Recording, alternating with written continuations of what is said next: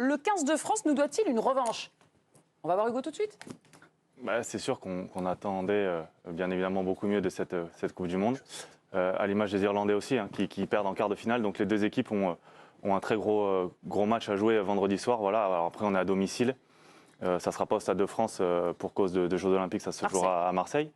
Mais on est à domicile et bien évidemment que pour bien entamer ce nouveau mandat, Fabien Galtier et toute son équipe se doit de redémarrer par une victoire. C'est ce qu'on attend, Pierre. Hein, on ne commence pas par un match brouillon, là. Tout de suite, il faut y aller. Ouais, mais je pense qu'il y a même une question d'orgueil aussi des joueurs qui s'attendaient forcément à aller beaucoup plus loin en Coupe du Monde. Je pense que la revanche, ils la doivent déjà eux-mêmes. Au-delà du fait de nous la devoir à nous, parce qu'on avait beaucoup d'attentes, je pense qu'eux-mêmes sont frustrés par rapport à cette Coupe du Monde et ce qu'il en reste est comme par la porte par laquelle ils sont sortis. Donc moi, je pense qu'il y aura une grosse réaction d'orgueil. Je ne sais pas s'ils vont gagner le match, mais le fait de commencer par une nation qui était aussi prédestinée à aller très loin aussi en Coupe du Monde fait que tout de suite, on rentre dans le vif du sujet et je pense que c'est la meilleure des manières pour rentrer dans cette compétition. Nous, on est revanchards, mais les Irlandais, c'est pareil. Ils ont en gros sur la patate d'avoir fini prématurément. C'est même peut-être encore pire pour eux parce qu'ils n'ont plus Sexton. Excuse-moi, je t'ai... C'est vrai qu'eux, je pense que c'est encore pire parce qu'ils avaient Sexton et pour eux, ils ont peut-être l'idée de se dire c'était l'occasion ou jamais. Ils avaient vraiment une des toutes meilleures équipes du monde. Nous, on peut quand même se dire qu'on a gardé la plupart de nos meilleurs joueurs et qu'il y a encore un coup à jouer dans 4 ans. Nous, c'était à domicile, nous, c'était à domicile. C'était à domicile, mais on peut se dire qu'il y a quand même une dynamique en termes de catégorie d'âge qui fait qu'on peut encore être performant dans 4 ans. C'est peut-être pas... Enfin, les Irlandais, ils ont perdu peut-être un des meilleurs joueurs de leur histoire. Donc. On est un peu vieillissant, c'est ça? Il y a 17 trentenaires dans l'équipe, ça peut être ça, la peur soulevée par Pierre-Etienne? Nous? Oui. Nous, on m'a vendu qu'on était une équipe jeune et qu'on serait bon aussi dans 4 ans. Donc, 17 trentenaires. Là, de ce vendredi, ça va peut-être changer dans 4 ans. Mais... Oui, mais par exemple, Lucu est un trentenaire. S'il n'est pas là dans 4 ans, on s'en remettra, a priori, puisque normalement, Dupont aura arrêté de jouer. Mais je peux citer personne, mais il joue, donc je le cite. A priori, Dupont se sera remis à jouer à 15. Mais évidemment qu'ils nous doivent une revanche déjà à eux, je pense, avant toute chose, et puis aussi aux suiveurs. Et je n'envisage pas une seule seconde qu'on puisse perdre contre l'Irlande vendredi prochain, parce que si après avoir perdu une Coupe du Monde à domicile en quart de finale, ce qui est pour une Coupe du Monde de foot le premier tour, puisque c'est là que ça commence, et qu'on ne gagne pas le tournoi, là, il y a un moment donné, il va falloir qu'on se pose des questions. Alors, le problème, il sera soit de la part de ceux qui choisissent les joueurs, soit sur la génération qui est moins bonne que ce qu'on suppose. Donc, pour moi, ce tournoi-là est absolument fondamental. C'est-à-dire qu'après se rater de la Coupe du Monde, tu ne peux pas passer au travers une deuxième fois.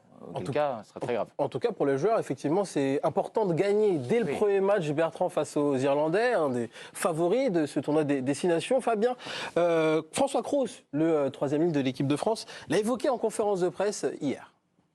Revanchard, non, parce qu'il n'y aura pas l'Afrique du Sud, mais en tous les cas, voilà, forcément, on a envie de rebondir et de retrouver la victoire avec ce groupe et ce qui est bien, c'est qu'on a dès vendredi ce premier match face à l'Irlande qui elle aussi a été meurtrie après la Coupe du Monde. Donc voilà, ça sera peut-être une revanche pour les deux équipes, mais en tout cas un match important que tout le monde attend. Eh oui, on l'attend. Est-ce que vous êtes impatient de retrouver les Bleus, Sacha? Je crois que c'est Didier Retière qui disait dans l'équipe l'engouement est un petit peu dégonflé. T'es d'accord avec ça ou t'as hâte de les retrouver? Ouais, moi j'ai hâte de les retrouver parce qu'il faut voir aussi l'engouement et l'énergie aussi autour de cette équipe, voir comment après la défaite forcément face à l'Afrique du Sud, c'était face à l'Afrique du Sud, ils peuvent revenir et avec surtout peut-être aussi d'autres joueurs. J'ai envie de voir une équipe un peu rafraîchissante aussi, de l'énergie et puis des nouveautés. Voilà. Des nouveautés, très bien. Est-ce qu'il y a quand même une plaie qui est quand même un peu ouverte? Une victoire sur le 6 Nations, Hugo, ça balayerait clairement, ça effacerait le raté du... Ça efface pas, tu peux pas effacer. Mais bien évidemment, de toute façon, c'est l'année, entre guillemets, c'est l'année positive pour le Grand Chelem parce que tu reçois 3 fois. Tu ne te déplaceras en Écosse et au Pays de Galles. Donc tu reçois l'Angleterre, tu reçois l'Irlande, les deux gros, on va dire. Après, effacer ce qui s'est passé il y a quelques mois, non. Mais c'est vrai que ça permettra de basculer sur ce nouveau cycle avec des certitudes, de continuer leurs projets de jeu qui vont faire évoluer, bien évidemment, et de se rendre compte que cette équipe, elle n'est pas morte finalement en quart de finale contre l'Afrique du Sud. Mais ça va donner quoi ce premier match? Parce que Bertrand, on est d'accord qu'on ne les a pas vus depuis le quart de finale perdu. Là, direct l'Irlande d'entrée de jeu, le favori. Très bien. Tout de suite, il faut répondre présent. En clair, on est d'accord que celui qui gagne le match de ce vendredi, a priori, des grandes chances de remporter les 6 Nations. Il ne faut pas sous-estimer les Anglais qui sont en demi, mais moi je pense que celui qui va gagner de vendredi aura pris la main, un sérieux avantage pour gagner le tournoi, pour les raisons que développe Hugo et qu'on disait hier déjà. C'est les années paires, c'est les bonnes années pour faire le Grand Chelem. On aura un peu de temps encore, mais à minima gagner le tournoi. Après, on a l'habitude qu'il n'y a pas de match de préparation. En rugby, avant le premier match du tournoi de destination, là, c'est à l'Irlande, donc il faut être bon de suite. Mais eux, c'est pareil. Ils ont pas... Alors après, eux jouent beaucoup ensemble en club, donc c'est peut-être un petit peu différent. Mais ça, on y est habitué. Pour moi, vraiment, la défaite est interdite. Moi, si vendredi, les Français perdent, pour moi, ça remet en question énormément de choses. C'est dur comme rentrée, non? Ça aurait pas été mieux, choix du calendrier, mais de commencer par d'autres équipes et d'avoir l'Irlande plus tard. L'Italie, par exemple. Par exemple. L'Irlande d'entrée de jeu, je ne pas ça. C'est bien, ça remet tout de suite tout le monde dans le bain, ça remet tout le monde à 100%, aussi bien tu vois, sur le terrain que dans la vie de groupe, il n'y a pas de temps de latence un peu. Non, moi je trouve que c'est bien. Et puis c'est les deux vaincus de quart de finale qui espéraient aller au bout et qui étaient numéro 1 et numéro 2 à ce moment-là, au début de Coupe du Monde. Non, je trouve que c'est très bien. Bien évidemment que malheur aux vaincus, on ne va pas se le cacher. Mais voilà, c'est une équipe qui se connaît. Il y en a...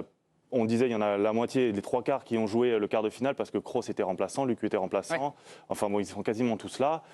Non, c'est bien. Après, il faut voir sur la longueur qu'est-ce qu'ils vont nous proposer en termes de jeu. Est-ce que ça va continuer dans ce jeu de dépossession?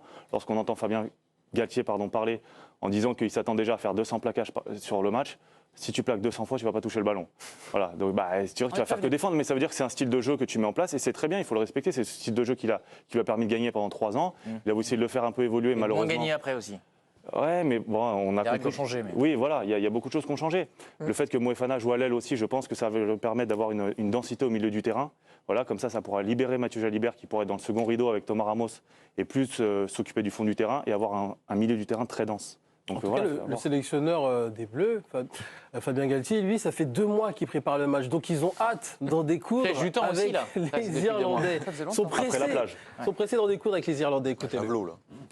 Vendredi soir, à 21h, on va présenter l'équipe de France la plus forte possible du moment. Ça fait 2 mois qu'on le prépare à ce match.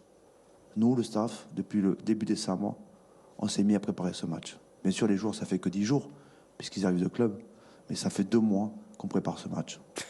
On est prêt, ça fait 2 mois. En tout cas, on voit un changement notable. Il n'y a plus Ibanez à côté de lui déjà. Ah bah oui, faute de budget. Changement dans le staff aussi. On va vous réafficher une dernière fois cette compo. Il dit c'est la meilleure équipe du moment. Est-ce que tu es d'accord avec ça, Hugo, la compo qu'il propose pour l'Irlande? Vous ne pouvez pas faire mieux? Par rapport au style de jeu qu'il veut proposer, je pense qu'il ne peut pas faire mieux. Ouais. S'il continue dans son jeu de dépossession, avoir un milieu de terrain aussi costaud avec Danty et Ficou, je pense que c'est ce qui se fait de mieux. Avoir Moefana à l'aile qui, je pense, va beaucoup défendre aussi dans la zone du 10 pour avoir un 10-12-13 avec 3 centres pour arrêter les vagues irlandaises. Je pense que c'est très intéressant. Et surtout pour la connexion entre les joueurs. Voilà, comme il le dit, les joueurs, ça fait que 10 jours qu'ils sont ensemble. Il faut tout de suite se remettre dans le bain et quoi de mieux qu'avoir des certitudes entre joueurs. Ça, c'est pour les Bleus. Ce sera vendredi soir face à l'Irlande. On en reparlera vendredi dans l'équipe de choc, puisque Hugo, il fait coup double. Il est là toute la semaine maintenant, donc on le prendra à chaque fois. On n'oublie pas les petits bleuets, parce que c'est chez nous, bien les sûr, U20. Les U20, c'est samedi à 21h en prime sur la chaîne L'équipe. Face aux Irlandais, on rappelle que la France est championne du monde en titre de la catégorie. Voilà. Dernier affrontement entre les 2 nations. La France l'avait largement emporté face aux Irlandais. Plus de 50 points inscrits par nos Bleuets, qu'on retrouve donc samedi à 21h sur la chaîne L'équipe. Tu les suis un petit peu, les Bleuets? On maintient le titre, on conserve le titre ou pas? Ouais, après chaque génération, tu sais que c'est toujours vachement disparate. Donc il faut voir si des joueurs de la génération précédente vont pouvoir effectuer 2 années. Mais c'est vrai que ressortir... ils sont champions du monde en titre et il faut garder cette énergie et c'est bien pour eux. Il y a du vivier pour les prochaines générations.